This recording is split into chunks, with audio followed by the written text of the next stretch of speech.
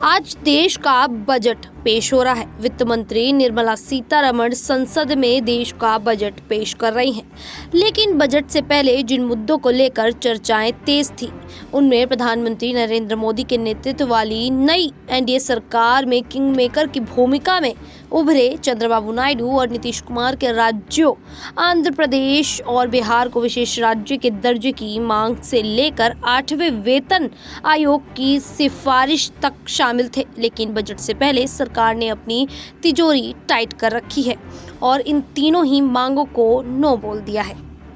दरअसल सबसे पहले बात करते हैं प्रधानमंत्री मोदी के नेतृत्व वाली एनडीए गवर्नमेंट में भाजपा के प्रमुख सहयोगी नीतीश कुमार के जेडीयू द्वारा बिहार के लिए विशेष राज्य के दर्जे की मांग के बारे में, जिसे लेकर वित्त राज्य मंत्री पंकज चौधरी ने बजट सत्र के पहले दिन लिखित जवाब देते हुए तस्वीर साफ कर दी है। उन्होंने एक लिखित जवाब में कहा कि अंतर मंत्रालय समूह की 2012 की रिपोर्ट के मुताबिक बिहार को विशेष दर्जा नहीं दिया जा सकता। बजट सत्र के पहले दिन लोकसभा में एक प्रश्न के लिखित जवाब में वित्त राज्य मंत्री पंकज चौधरी ने कहा कि राष्ट्रीय विकास परिषद द्वारा कुछ राज्यों को विशेष श्रेणी का दर्जा पहले दिया गया था, जिनकी कई विशेषताएं ऐसी थी। जिन राज्यों को विशेष राज्य का दर्जा दिया जा सकता है उनमें पहाड़ी भूभाग, कम जनसंख्या घनत्व या आदिवासी आबादी का बड़ा हिस्सा, आर्थिक और बुनियादी ढांचे का पिछड़ापन समेत अन्य कारक शामिल हैं। पंकज मंत्री ने कहा कि विशेष राज्य के दर्जे के लिए जिन प्रावधानों को पूरा करना होता है वह बिहार में नहीं है।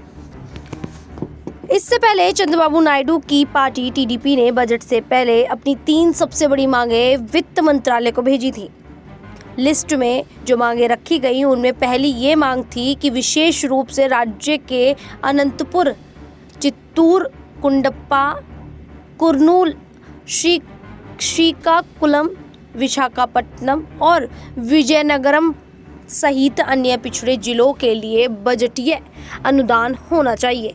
इसके बाद दूसरी अमरावती के लिए फाइनेंशियल हेल्प और तीसरी पोलावरम सिंचाई प्रोजेक्ट के लिए समय पर पैसे जारी करने की मांग शामिल है। हालांकि इस बीच टीडीपी महासचिव और आंध्र प्रदेश के मानव संसाधन विकास और आईटी मंत्री नारा लोकेश ने कहा था कि इन मांगों में कुछ भी अप्रत्याशित नहीं है, बल्कि राज्य के ग्रोथ को रफ्तार देने के लिए आवश्यक वादों को पूरा करना मात्र है।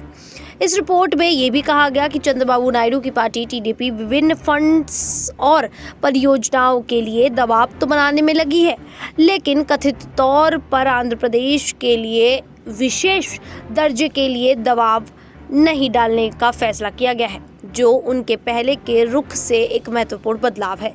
22 जुलाई को शुरू हुए बजट सत्र के पहले दिन सरकार ने एक और प्रमुख मुद्दे पर तस्वीर साफ कर दी।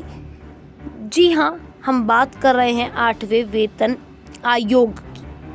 तो बता दें कि केंद्र सरकार के कर्मचारियों के वेतन और पेंशन में संशोधन के लिए 8वें केंद्रीय वेतन आयोग के गठन का कोई प्रस्ताव नहीं है। लोकसभा में एक लिखित उत्तर में वित्त राज्य मंत्री पंकज चौधरी ने कहा कि जून 2024 में 8वें केंद्रीय वेतन आयोग के गठन के लिए 2 सिफारिशें प्राप्त हुई थी, लेकिन वर्तमान में सरकार के पास ऐसा कोई प्रस्ताव विचाराधीन नहीं है।